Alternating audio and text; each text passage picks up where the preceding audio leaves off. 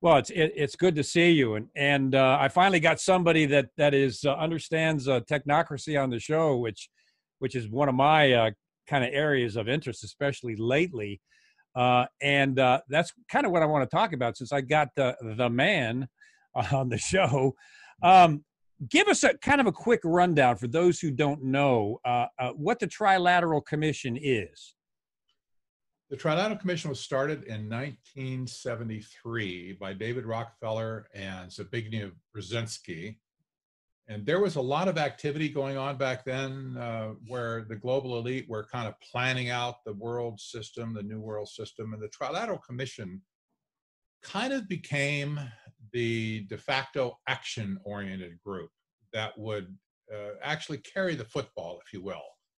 And Brzezinski came to Rockefeller from Columbia University. And he'd written a book there called Between Two Ages, America's Role in the Technotronic Era. This essentially was technocracy. I know that now. I didn't know that then. But Rockefeller saw an opportunity to create a new international economic order. That's what they called it in the early days, to change the existing order into something else. Now, we didn't fully understand that back then. When Seton and I were writing together, I was really kind of just a young, whelp back then, but he was already a seasoned university professor and a former research fellow at Stanford University. I mean, the guy really knew how to dig stuff out.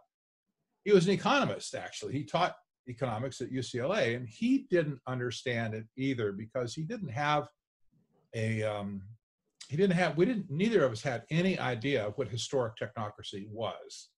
I think if we'd actually been able to do the research that I've done since, yeah, I think we would have immediately pegged it as being technocracy even back then. Uh-huh. But the Trilateral Commission grabbed people from North America, Europe, and Japan to create this kind of a supranational organization of elites. There were some politicians, there was lawyers, there was media, there were all kinds of stuff. A lot of directors and CEOs and chairmen of giant multinational companies and stuff like that. And they set out to create a new international economic order, as I said. This has been the single mantra ever since.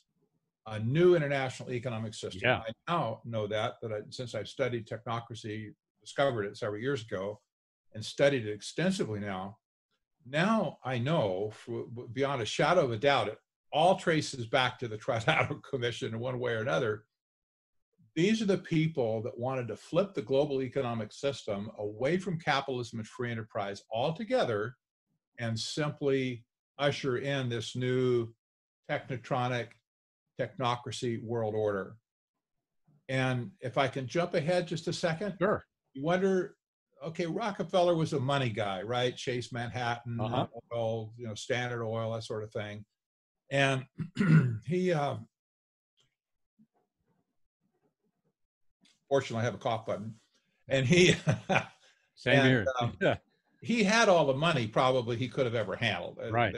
Some of the richest family in yeah. America. The goal of the new international economic order was not to get richer in the sense of money. They knew even back then that eventually the fiat currency system of the world was going to disintegrate. Right.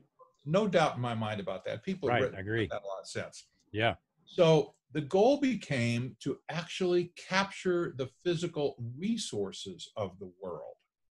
In other words, going after the land, the forest, the farming, the agriculture, the mining, whatever it might be.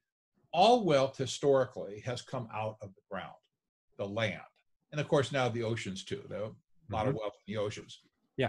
So the goal became ultimately what we know as sustainable development with the United Nations. We'll talk about how it got that far, but the goal was to create a kind of a global common trust for the resources of the world, put as much as they could get into it, take away everything that they could possibly take away from the nation states of the world and from private individuals of the world, and stuff it into a global common trust where they would administrate it, and they would be the ones that got benefit of actually getting licenses for the resources, to turn around and make stuff.